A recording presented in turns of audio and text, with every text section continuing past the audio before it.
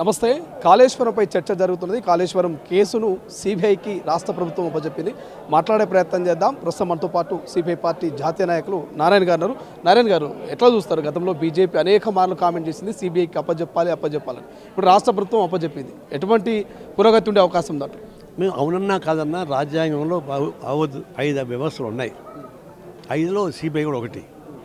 CBI తప్పు చేసామంటే తప్పు చేసేది చెప్తాం, మంచి చేస్తే మంచి చేసేది చెప్తాం. ఇప్పుడు అసెంబ్లీ చర్చించిన తర్వాత ఒక నిర్ణయానికి వచ్చారు. అందరికన్నా ముందర నేనే సిబిఐ నుంచి ప్రపోజ్ చేశాను సిబిఐకి ఏంటని. ఎందుకంటే సిబిఐ ఇవ్వకుండా మిగతా ఎన్క్వైరీ సంస్థకి ఇస్తే వాళ్ళు తమలపాకు మంత్రిస్తూ ఉంటారు. తెగాలంటే సిబిఐ. ఒక సిబిఐ మరి ఇంత ఓవర్వెల్మింగ్ మెజారిటీ ఉండి లేదా వాస్తవం ఉండి వ్యతిరేకంగా చెప్పడం అంటే ఎక్స్పోజ్ అవుతుంది. మేము ఎక్స్పోజ్ చేస్తాం. అందువల్ల ఎక్కడో ఒకటి అసెంబ్లీ చర్చించారు, వాళ్ళు ఎక్స్పోజ్ చేశారు. అసెంబ్లీ చర్చించి కూడా ఎక్స్పోజ్ ఇచ్చి ఉండొచ్చు. ఇది పాలిటిక్స్ కదా, వాళ్ళ తప్పులు వాళ్ళు చెప్పుకోవాలి కదా, వాళ్ళ గొప్ప వాళ్ళు చెప్పుకోవాలి కదా. చెప్పారు, సిబిఐకి ఇచ్చారు. మంచిదే, త్వరితగా పూర్తి చేయమని కోరుతున్నాం. ఎట్లా చూస్తారు? రాష్ట్ర వ్యాప్తంగా ధర్నాలు, నిరసనలు తెలియజేస్తా ఉన్నారు బీఆర్ఎస్ పార్టీ నాయకులు. ఇది ఖచ్చితంగా కుట్రపూరితంగానే సిబిఐకి అప్పచెప్పారని చెప్తున్నారు. అంటే వాళ్ళకి అనుకూలంగా ఉంటేనేమో మంచిది, వ్యతిరేకుంటే కుట్ర. అసలు టీఆర్ఎస్ బీజేపీ మంచి అవగాహన ఉన్నారు, మంచి ఫ్రెండ్షిప్లు ఉన్నారు. మీరు అన్నప్పుడు అది కుట్రని ఎట్లా అనుకుంటాము? మీకే సహాయం చేస్తారని తెలుసు మాకు. కానీ ఒకటి, ఇంత పబ్లిక్ ఎక్స్పోజ్ అయిన తర్వాత కాళేశ్వరం గురించి దీన్ని కుట్రపూర్తిగా పంపించాలంటే ఎట్లా అవుతుంది? సిబిఐకి ఇవ్వండి, మీ దగ్గర ఆధారాలు తీసుకుని సిబిఐకి ఇవ్వండి, వాళ్ళు ఎన్క్వైరీ చేస్తారు, దాన్ని తెలుస్తారు.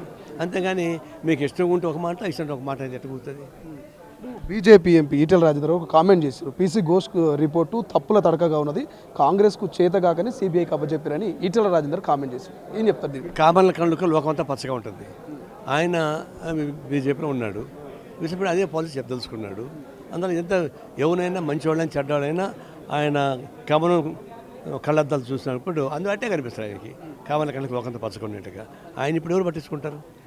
ఇక సుదర్శన్ రెడ్డి, జస్టిస్ సుదర్శన్ రెడ్డి ఉపరాష్ట్రపతి అభ్యర్థిగా ఏదైతే బలపరుస్తూ ఉన్నారో దీనికి సంబంధించి హోంశాఖ మంత్రి అయినటువంటి అమిత్ షా ఒక కామెంట్ చేశాడు. ఈ కామెంట్ గురించి ఏం చెప్తారు? మీరు నిన్న కూడా మాట్లాడినట్టు ఆయన ఈయన నక్సలైట్ అని చెప్పాడు.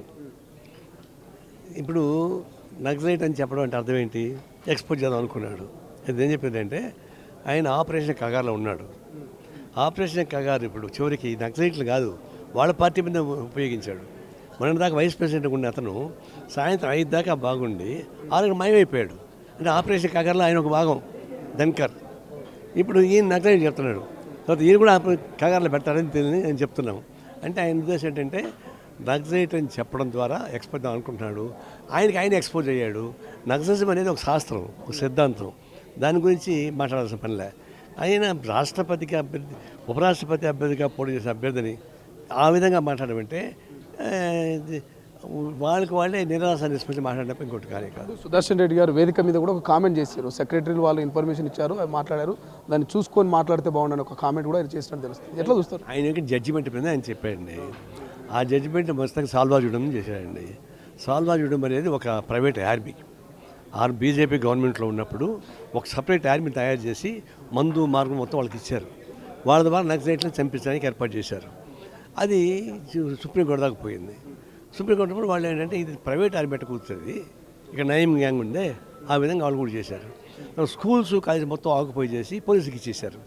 అంటే చదువుకునే విద్యార్థులకి స్కూల్స్ లేకుండా పోలీసుకి ఇచ్చి జరుగుతుంది. అది కానీ ఏమో చెప్పాడు. దాంతో ఆయన నక్సలైట్ సపోర్ట్ అంటాడు. ఆయన చేసింది న్యాయం, అది నగర అనుకూలంగా కావచ్చేమో. సాల్వాజుడం అనేది అదొక పొలిటికల్ పార్టీకి ప్రకటించుకోలేదు, నామినేటెడ్ బై ది గవర్నమెంట్. కాబట్టి ఆయన ఆ తీర్పులో అది ఇల్లీగల్ అని చెప్పేసి బ్యాన్ చేశాడు. అది తప్పంటే కుదురుతుంది. ఫైనల్ ఒక మాట, తెలంగాణకు సంబంధించి ఏదైతే బీఆర్ఎస్ పార్టీ ఉన్నదో, బీఆర్ఎస్ పార్టీ ఇప్పుడు ఏ అభ్యర్థి కూడా ఎక్కడ మద్దతు కనిపించట్లేదు, ఎక్కడ చెప్పట్లేదు. మీరేం చెప్తారు? బీఆర్ఎస్ పార్టీ ఎటువంటి స్టాండ్ తీసుకోలేదు. సో ఒక తెలుగుని ఇక్కడ జస్టిస్ సుదర్శన్ రెడ్డి నిలబెడతా ఉంది కూటమి, ఏమైనా మద్దతు ఇవ్వమని చెప్తారా? వాస్తవానికి దేశమంతా వదిలిపెట్టండి, Telangana Sons of soil theory కింద టీఆర్ఎస్ పుట్టింది, ప్రత్యేక తెలంగాణ వచ్చింది. ఆ ఉద్యమంలో ఆయన కూడా భాగస్వామి, ఆయన పంచకర్త బాగా కృషి చేశాడు. కానీ ఆ ఉద్దేశంతో సరే సుదర్శన్ రెడ్డి గారికి ఆయన వారు ఓటేస్తే చాలా బాగుంటుందని నా ఉద్దేశం. Thank you so much. ఇది మొత్తం మీద సిపిఐ జాతీయ నేత నారాయణ గారు అయితే తెలంగాణ వాదినటువంటి జస్టిస్ సుదర్శన్ రెడ్డి గారికి మద్దతు తెలిపి వాళ్ళకు ఓటేస్తే బాగున్నట్టు కామెంట్ చేస్తున్నటువంటి పరిస్థితి అయితే కనిపిస్తుంది. చూద్దాం ఏం జరుగుతుంది. జస్టిస్ మరి సుదర్శన్ రెడ్డి ఎన్నికలో ఎటువంటి పరిణామాలు చోటు చేసుకోబోతున్నాయి. కెమెరా పర్సన్ అజయ్తో శ్రీశైలం తొలి వెలుగు, హైదరాబాద్. అసలైన తొలి వెలుగు.